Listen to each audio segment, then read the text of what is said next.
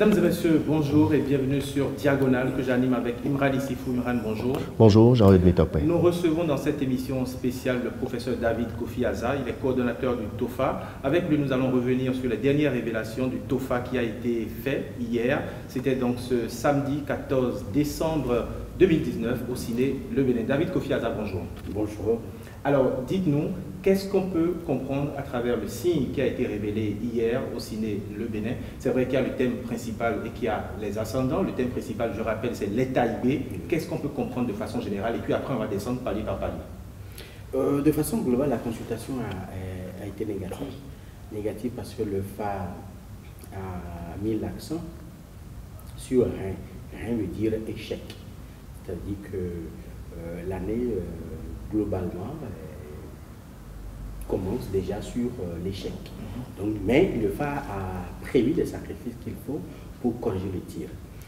Il faut dire également que le TOFA de cette année, si on prend le signe seul, de façon isolée, et même les trois autres signes, c'est-à-dire les deux autres ascendants qui l'accompagnent, globalement, les informations sur les signes sont bonnes. Mais néanmoins, il y a un échec qui se profile. Alors, on ne comprend pas très bien ce que vous essayez de dire. C'est-à-dire que le signe, c'est négatif ou positif? Non, la consultation elle-même a été négative. Et on cherche la cause de la négativité, c'est-à-dire qu'il y a un obstacle. Et que la cause de cet obstacle-là ne fait pas de rien. Et rien veut dire échec. Maintenant, les révélations des signes même ne sont pas aussi mauvaises que ça. Et tout n'est pas également bon non plus. Évidemment, le signe principal est dit Tchabarokwe. Tchabarokwe. Tchabarokwe, ton wena de ouais. C'est-à-dire qu'il y a des problèmes à l'intérieur et des problèmes à l'extérieur. Il faut d'abord régler les problèmes à l'intérieur et les problèmes de l'extérieur vont se régler de mieux. C'est-à-dire que ce sont les problèmes de l'intérieur qui influencent l'extérieur. Mais quand on focalise toute son attention sur les problèmes de l'extérieur, on va manquer la cible parce que la cause même n'est pas à l'extérieur, la cause est à l'intérieur. En un mot, le fait part de notre diplomatie. C'est que le thème de 2020, ça a senti plus de révélations sur la diplomatie béninoise. Pourquoi parler tout de suite de la diplomatie alors que quand vous dites qu'il y a des problèmes à l'intérieur, on peut considérer que c'est des problèmes politiques? Les problèmes politiques, certes à l'intérieur, mais ce sont ces problèmes politiques-là qui créent, selon le FA, des problèmes à gérer au niveau de notre diplomatie. Donc, il faut d'abord régler les problèmes que nous avons, les dissensions que nous avons à l'intérieur du pays, sinon ce serait peine perdue si on se concentre sur notre diplomatie à l'international. Donc c'est ce que le FA dit par là. De façon concrète, est-ce qu'on peut caricaturer? On est au Bénin, on sait peut-être quels sont nos problèmes de l'heure. Oui. Est-ce qu'on peut faire une caricature? Si on doit caricaturer en un mot, oui. C'est-à-dire qu'il y a des personnes, nous ne pouvons pas situer quel est leur bord politique, mais il y a des sommités publiques qui procèdent à l'extérieur à la destruction de l'image du pays, à l'extérieur. Maintenant, nos gouvernants s'accrochent à cette image de notre pays à l'international et tentent vainement de la corriger. Le FA dit c'est une peine perdue que le gouvernement laisse notre image à l'international. Au lieu de chercher à la corriger, ça ne donnera rien. Mais de revenir à la maison et de faire taire les dissensions à l'intérieur, de corriger les problèmes que nous avons avec ces hommes publics-là, de les corriger tant que ce n'est pas réglé, nos soucis à l'international ne seront pas réglés. Donc, dès que les problèmes à l'intérieur du pays seraient réglés avec les hommes politiques ou les hommes publics qui sont en train de ternir l'image du pays à l'extérieur, vous verrez que ça va s'arrêter et notre diplomatie va reprendre. C'est ça qui plombe en fait notre diplomatie. Et en 2020, ça va être encore davantage. Notre diplomatie aura du plomb dans l'aile. Alors, quand on sait que le FA c'est le présent, le passé et le futur, est-ce qu'on ne peut pas dire que cette révélation vient un peu en retard parce qu'au plan politique, par exemple, on a essayé de corriger les problèmes qu'on avait, je crois notamment en octobre, où il y a eu un dialogue politique. Est-ce à dire que le problème n'est pas définitivement réglé? Ça veut dire que le problème n'est pas réglé. Si le problème est réglé, le FA n'a pas révélé là-dessus parce que l'État qui parle de la diplomatie internationale est sur le thème principal, donc est sur le présent. C'est que présentement, voilà ce qui se passe. Donc c'est de là qu'il faut commencer déjà à régler. Parce qu'il poursuit en disant, Vodna Yakor Mamame, Asitron la Kansa, Massa Massa, Asum Kikelan Yassi, Asim Kikelokan Yassou. C'est-à-dire que le vaudou va pétrer du sable sans pouvoir construire. Et sa femme va préparer de jolies boules d'acassa sans pouvoir les vendre. La malédiction de la femme va s'abattre sur l'homme et la malédiction de l'homme va s'abattre sur la femme. En un mot, si on ne règle pas ce problème-là cette année qui va commencer, le pouvoir en place va vers son échec cuisant. Échec sur quel plan? Sur tous les plans. Et l'opposition aussi ira vers un échec cuisant. Donc il n'y aura pas de perdant, ni il n'y aura pas de perdant. C'est qu'eux tous ils vont perdre. Personne ne va gagner. Donc, ni l'opposition, ni la mouvance, aucun n'a intérêt à faire perdre la situation. Quand vous expliquez ça comme ça, est-ce qu'on ne peut pas se dire directement que le pays est en danger?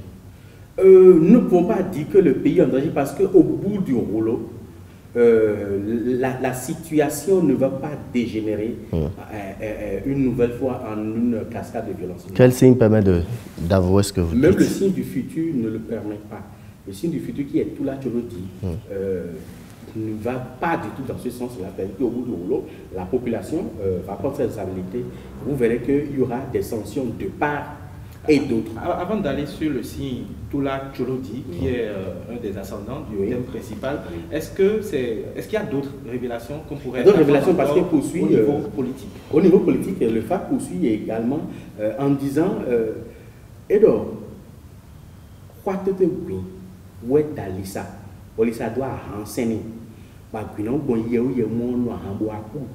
C'est-à-dire que le roi, Sebolissa, a pris une femme qu'on appelle l'escargot et a interdit à cette femme-là de consommer de l'alcool. Mais la femme passe par derrière pour consommer de l'alcool. Le roi cherche celui qui a bu l'alcool mais il ne trouve pas. Un jour, le roi a mis du sel dans l'alcool. Pour dire avec ça, il trouvera celui qui vient chaque fois boire son alcool. Or, l'escargot ne supporte pas du sel. Et l'escargot a bu l'alcool et a commencé par couler des barres. Et puis, au bout du rouleau, il s'en était passé. Il y a quelqu'un dans l'environnement immédiat du roi à qui le roi a interdit un certain nombre de choses. Mais de façon détournée, il continue toujours par le faire. Le roi va le piéger et malheureusement, il sera mis à nu. Mais ça va donner l'humiliation au roi. Il subira la foudre du roi. Non pas la foudre du roi, c'est qu'il sera piégé, il va tomber sous le coup de la loi et le roi va laisser les bras tranquilles, dire je t'ai déjà interdit ça. Et ça ressemble un peu à la révélation qui a été faite il y a environ, je crois, il y a 2 ans, toujours par le TOFA, où on disait qu'un proche du roi va le trahir et tout. On n'a pas assisté à ça finalement. Et puis il n'y a pas eu de problème entre le roi et celui que tout le monde était en train de désigner à l'époque. Non, peut-être quand le FA fait des révélations, tout de suite tout le monde se dit mais qui s'appelle donc c'est lui. Or ça peut être complètement ailleurs.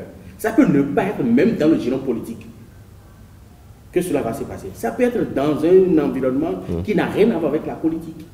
La honte dont vous parlez pour 2020, vous dites que c'est une honte pour la jeunesse. Oui, le FA parlait de la honte pour la jeunesse parce que la jeunesse, c'est-à-dire il y aura certains jeunes qui sont promis à des postes de responsabilité très élevés, mais qui vont poser des actes qui font de l'humiliation au président de la République. Ça, c'est sur Ditroupe qui dit l'hyperoli, malbé-on-pain. L'hyper, c'est la jeunesse. Le jeune qui fait le tam-tam qu'on appelle li ne refuse pas la honte. C'est-à-dire qu'ils vont poser des actes. Ces jeunes-là, qui le président a fait confiance, ils sont de poser des actes actuellement. Mais ces actes-là seront révélés. Et quand ce sera révélé, ce sera une humiliation, même pour le chef, pour le président.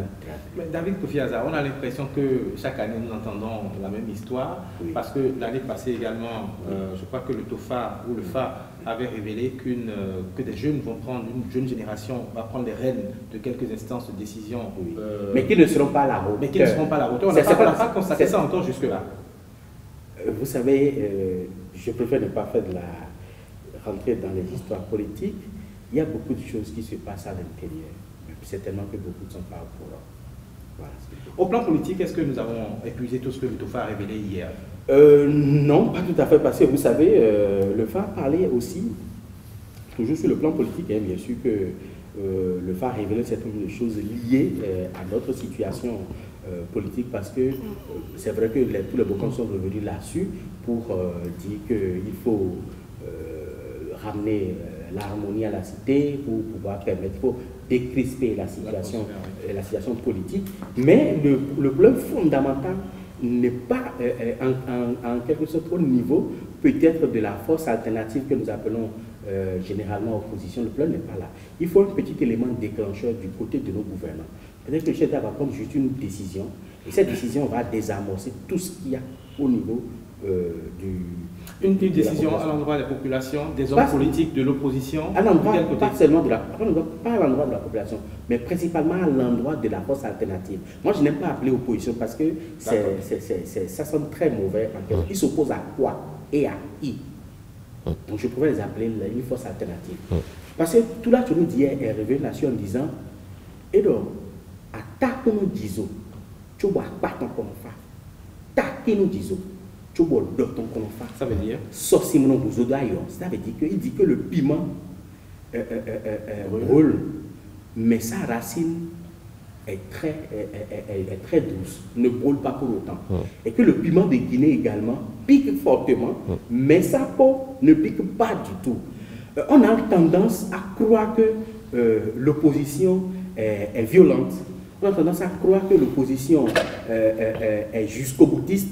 Mais il suffit d'un petit élément déclencheur pour désamorcer tout au niveau de l'opposition. Parce qu'il dit l'eau qui a bouilli la veille, le lendemain matin, ne peut pas être chaud à utiliser par la femme pour faire sa toilette intime. Donc ça va se refroidir. Tout le problème, l'élément déclencheur est encore au niveau du président. Alors, David Kofi Azar, sur le plan politique toujours, le FA révèle qu'il y aura une désobéissance civique et que ce serait suite à un mot d'ordre qui serait lancé par une certaine autorité. Expliquez-nous un peu de quoi il s'agit. C'est-à-dire que ceux qui sont de l'autre côté, ou ça peut être quelqu'un qui fait défection, mais une personnalité publique va lancer un mot d'ordre incitant à la désobéissance civique. C'est vrai, peut-être qu'il aura fait à tort ou à raison, nous on ne juge pas, mais le fait dit, ça ne donnera pas le résultat escompté parce que tout le monde va y perdre. Si cette désobéissance civique est suivie, l'État perdra. Si elle n'est pas suivie, l'homme politique qui l'a lancé va perdre la face devant le peuple. Donc d'une manière ou d'une autre, ce ne serait ni bon pour l'un, ni bon pour l'autre. Mais le FAC conseille que cette désobéissance civique ne soit pas suivie pour le bien de la population. Vous êtes le coordonnateur du TOFA, vous étiez là hier quand l'oracle, quand il y a eu la révélation et quand comment vous appelez ça, le chapelet a été lancé. Vous dites qu'on a besoin encore à nouveau d'un petit geste au niveau de l'opposition, d'accord, à l'endroit, je vais dire, à l'endroit de l'opposition. Je vous ai rappelé tout à l'heure tout ce qui a été fait, quand on revient un peu et qu'on regarde un peu la scène politique, tout ce qui a été fait pour amener la paix, toutes les décisions qui ont été prises. Vous êtes dans le pays avec nous, vous avez observé la libération des prisonniers politiques il y a quelques mois et tout. Quand vous regardez, justement, quand vous regardez les signes d'hier et que vous regardez le paysage politique, quelle est cette décision que le président doit prendre? Puisque vous êtes en mesure de pouvoir savoir, oui, on peut aller dans tel sens, oui, on peut faire ci. Oui, pour avoir la calmie. Je préfère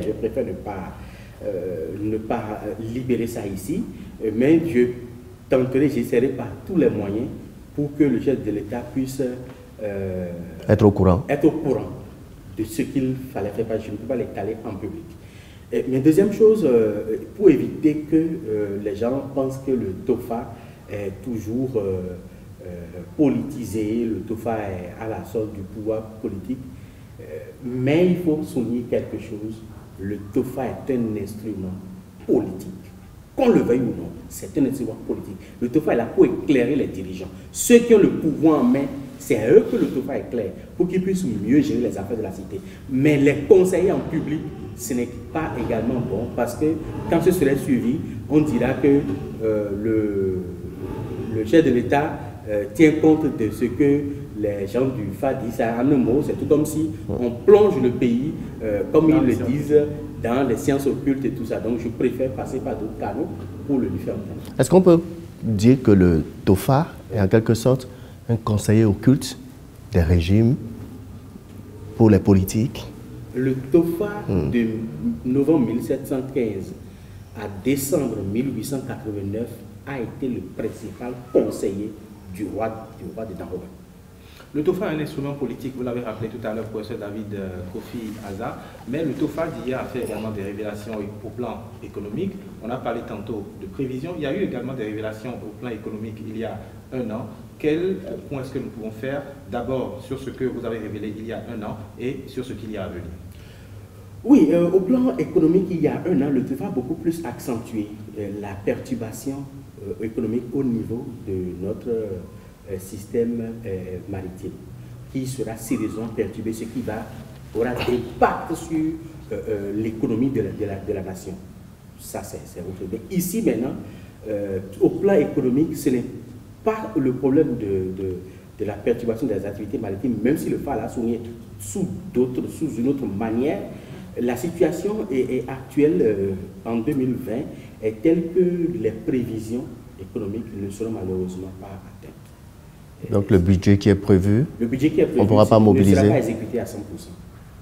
C'est pas évident. Le problème viendra d'où? Le gouvernement sera mis en difficulté. On ne pourra pas faire appel aux ressources extérieures. Qu'est-ce qui sera la cause justement de cette baisse de performance? Même si on fait appel aux ressources extérieures, on n'aura pas gain de cause.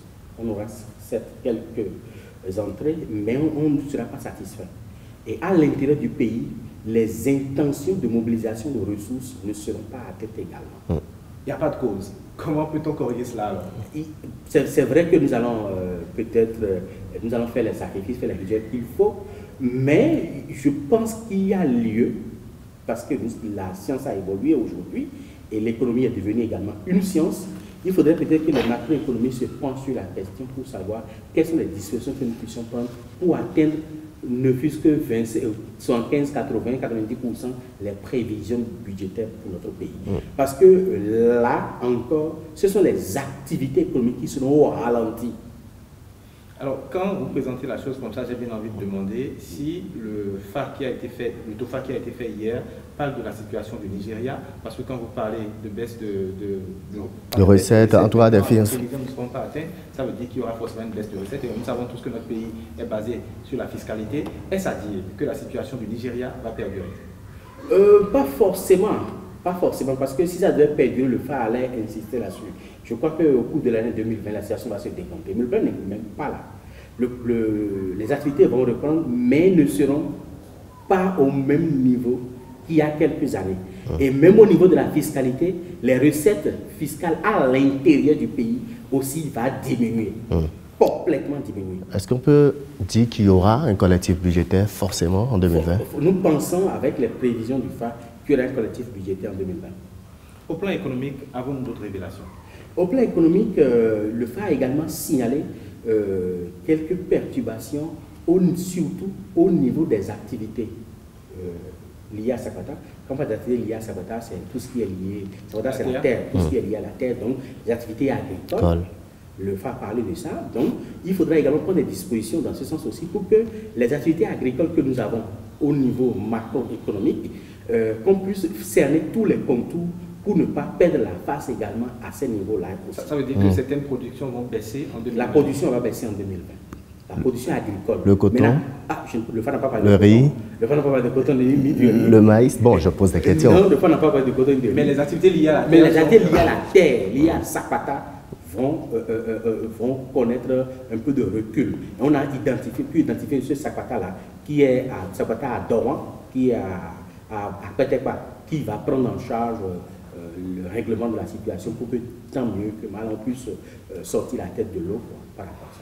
Très bien. Ce qui intéresse surtout les populations quand on parle du TOFA, c'est les révélations qui concernent les citoyens. Qu'est-ce que les citoyens doivent faire dans la nouvelle année 2020?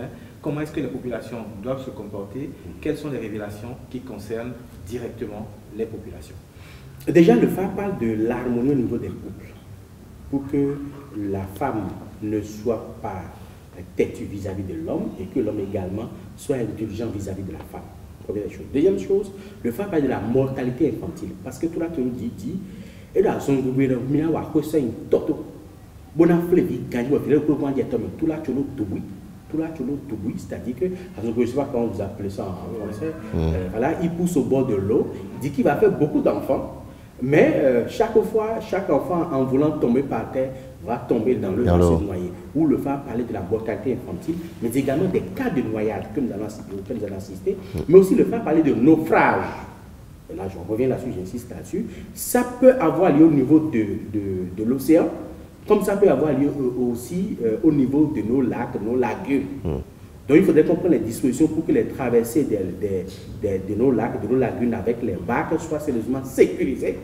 Et même au niveau de l'océan, que ceux qui utilisent les pirogues aussi, que ça soit évidemment sécurisé, qu'on ne remplisse pas profondément, mais également le FA parle aussi des grands blocs, c'est des grands armements de transport sur l'eau. Il faut également véritablement penser à cela pour qu'on n'assiste pas à un naufrage au niveau au niveau des larges de nos côtes ici, pour éviter que cela donne un coup à l'activité maritime en fait. Quel conseil on peut donner par exemple aux populations pour se préserver des mortalités infantiles, parce que ça, on ne va pas laisser ça à l'État de gérer ça.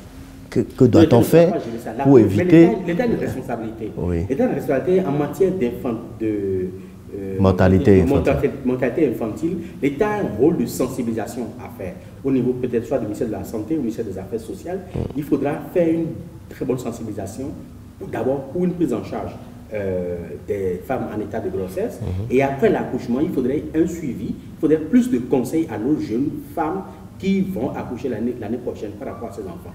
Mais de l'autre côté, il faudra également surveiller les enfants pour que les cas de noyade ne soient pas légion au cours de l'année 2020. Mais en dehors de ça, le FA a également parlé, puisque des trucs qu'on a timbré, c'est beaucoup la queue de l'eau, et la timbré, c'est la queue de l'eau, et la cacao, qu'on en voulait. En 2020, nous conseillons que beaucoup commencent par, même si c'est petit, commencent par s'exercer dans l'auto-emploi, commencent par créer de petites activités. Ça va fleurir. Ça va fleurir. Qu'on ne reste pas tranquille les bras croisés en attendant un poste quelque part, en attendant un travail quelque part dans soit de l'administration privée ou l'administration privée. Qu'on commence par entreprendre au cours de l'année 2020. Ça va porter ses fruits. Ça peut être petit, mais ça va porter ses fruits après. Donc voilà ce que nous pouvons dire par rapport au conseil. On va faire une petite pause puisque vous avez formulé déjà les recommandations aux populations et reparti un peu en arrière, aller sur le palier politique et économique. Quelles sont les recommandations que vous pouvez formuler également à l'endroit des dirigeants, du gouvernement et des hommes politiques? D'abord sur le plan économique, j'aurais préféré préconiser. Déjà, ça va être fait aussi dans les recommandations au niveau du rapport. En attendant le rapport, je vais demander à nos économistes, les spécialistes, de se retrouver, ou peut-être de demander à l'État d'organiser un forum économique sur notre nation et réunir et chefs d'entreprise et les gens du patronat et les macroéconomistes et maintenant nos universitaires pour qu'ils réfléchissent sur comment faire pour donner une nouvelle orientation économique à notre nation. Déjà, à court, à moyen et à long terme. Et deuxième chose, revoir une diversification de nos entrées. Parce que tout ce que les assiettes que nous avons aujourd'hui, ces assiettes ne seront pas suffisamment garnies au cours de 2020. Donc on essaie de diversifier, de voir d'autres contours pour pouvoir mieux garnir l'assiette fiscale et même les recettes de droits indirects. Mais également au niveau de l'économie, parce que le FA dit, la tontine qu'on a épargnée, qu'on ne va pas tout retrouver. Donc déjà par là, le FA dit, beaucoup de gens vont faire la tontine au cours de l'année, mais ils ne vont pas retrouver l'argent. Ils vont pas retrouver. Donc, c'est-à-dire que ce soit au plan macroéconomique comme micro, population, il faut faire très attention. Ça ne marchera pas. Mais en même temps, il y a aussi, il faudrait que l'État prenne des dispositions également dans ce sens pour que ceux-là qui, en quelque sorte, font confiance à certaines maisons passées, des maisons d'épargne vont faire faillite. Certaines maisons d'épargne vont faire faillite. Or, c'est l'État qui garantit, je crois, c'est l'État qui donne l'autorisation pour mobiliser les épargnes publiques.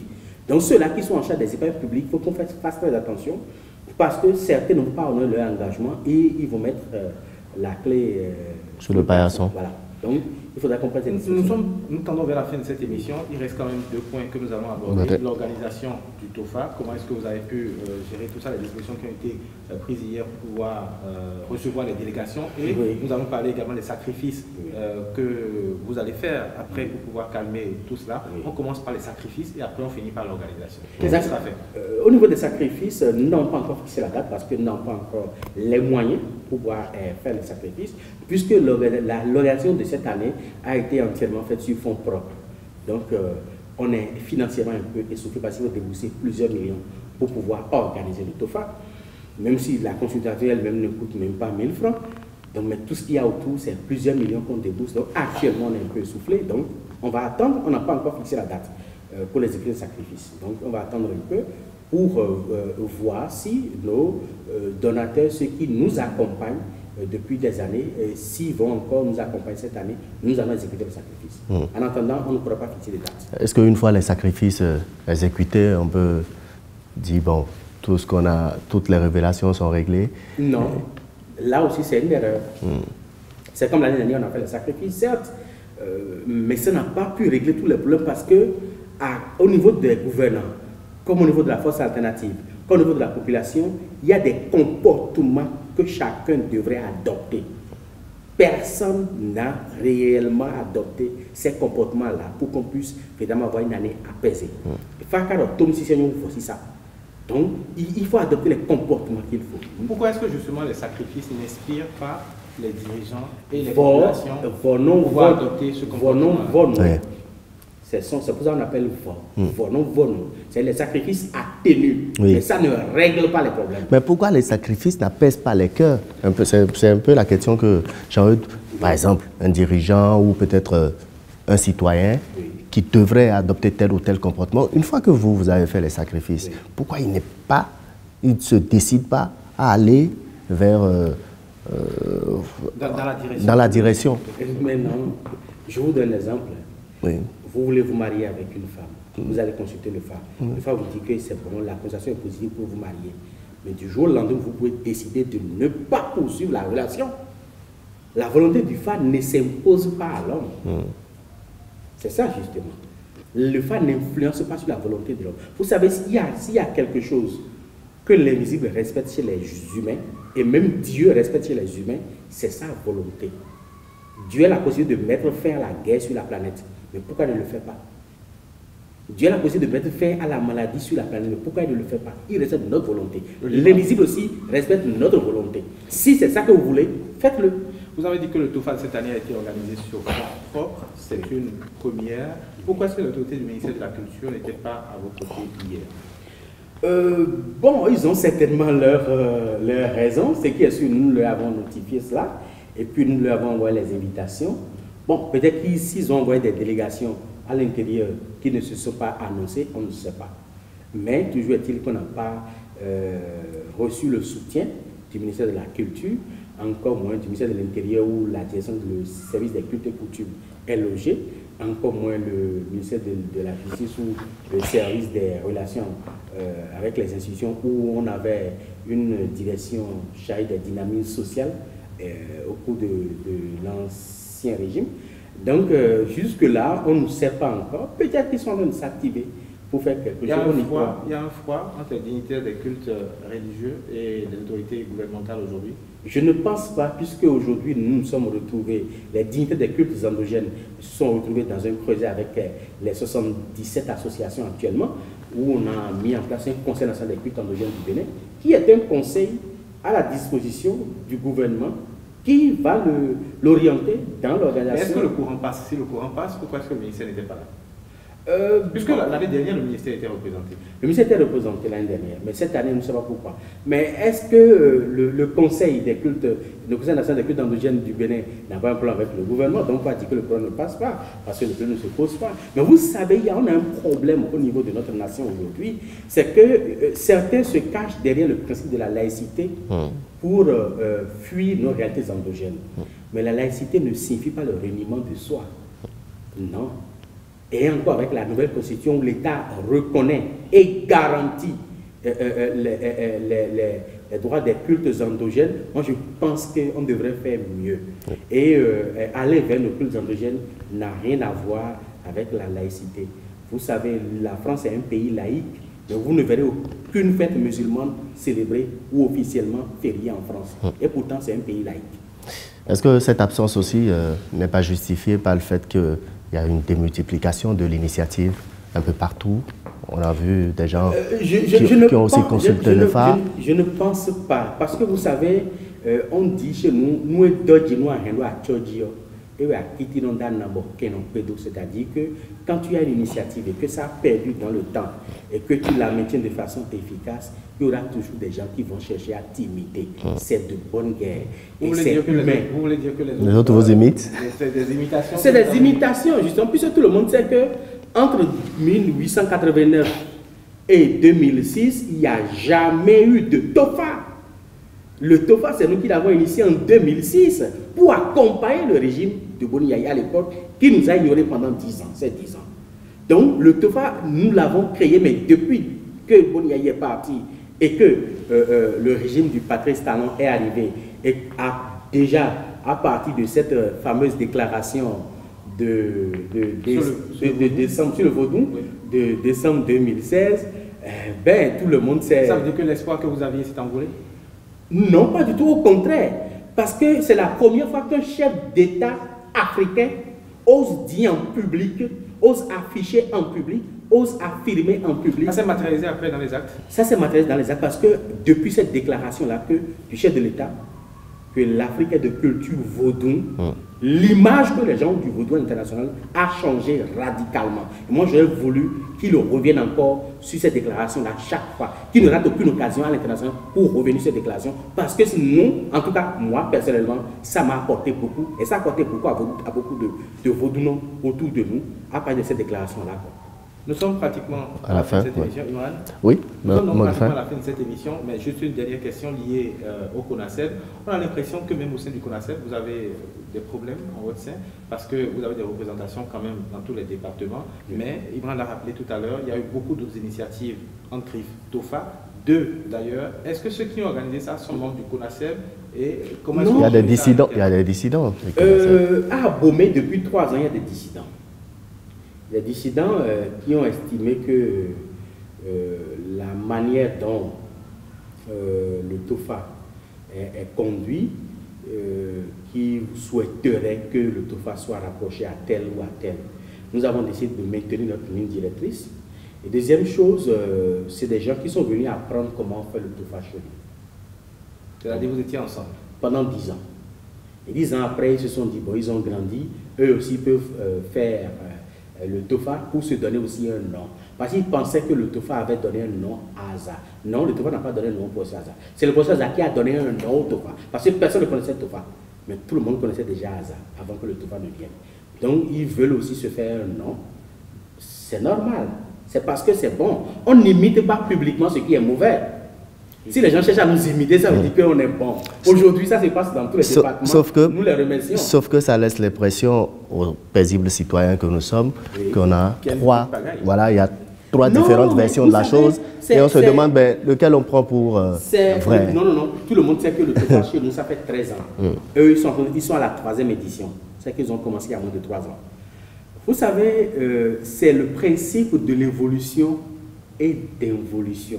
C'est normal. Ça va être plus que ça dans les jours à venir. Hein. Tous les départements vont faire, toutes les communes vont faire, tous les arrondissements vont faire. Ça va rester comme ça pendant un temps, mais au bout du rouleau, ça va commencer par les fatiguer. Ils vont commencer par abandonner. C'est un principe naturel de l'évolution des choses. Vous savez, quand, par exemple, l'islam a commencé, ce n'était pas comme ça. Et après, il y a eu plusieurs branches qui sont sorties de ça, et ça a pris par... C'est comme ça.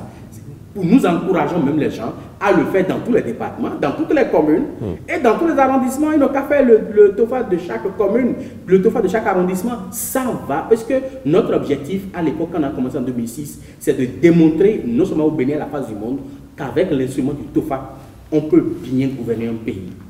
Voilà. À quand le rapport? Le rapport sera sorti vers fin janvier. Très bien. Professeur David Kofi Aza, merci d'avoir répondu à toutes nos questions. Imran Issoufou, merci.